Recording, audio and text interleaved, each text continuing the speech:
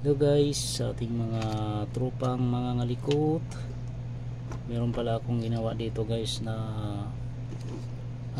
Panasonic indoor board. Ang issue nito, walang power.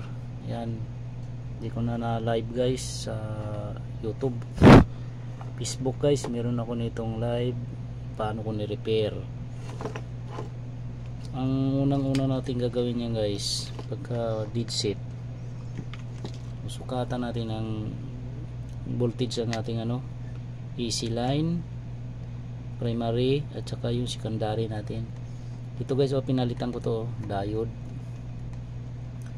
Yan, papunta rito sa ating regulator, sa ating secondary. Kung meron tayong makukuha na 15 volts. Ito guys, yung mga kapasitor na to. Yan.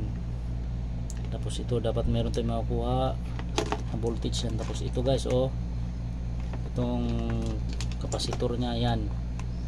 Sukatan nyo rin ang voltahe ito guys kung may 5 volts kayo makukuha. Pag meron kayo dito makukuha na 5 volts, walang power, ito guys ang oscillator. Check nyo to. Yan yan, tingnan nyo maigi yan guys. Ito yung pinalitan ko, oscillator at saka diode. Yan lang pinalitan ko, wala nang iba. Kinalikot na ng ibang technician to hindi lang natsambahan. Ayan, tingnan natin tingnan natin. Hindi ko na live guys sa Facebook, naka live to. Yan, ayan guys, may power na may power na tayo. Ito yung ating pan motor. Ayan, pan motor natin ayan, umikot na. Okay na siya guys, at salamat sa Diyos nakatsamba tayo. Sana may kuhaan kayo ng idea guys sa ating kunting repair. Kung bago ka pa sa aking channel guys, isang subscribe naman dyan at share nyo na rin guys para sa iba ko pag mga videos na aking i-upload. Sundan nyo lang yung guys ang patayin ko na to yan. Pag dead set ang board nyo guys, sundan nyo lang yon. Turo natin yan dito. Unang-una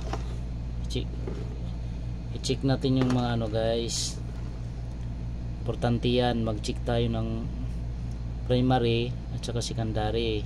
Katulad nito guys, ni-repair na ng iba to, hindi lang na tsambahan.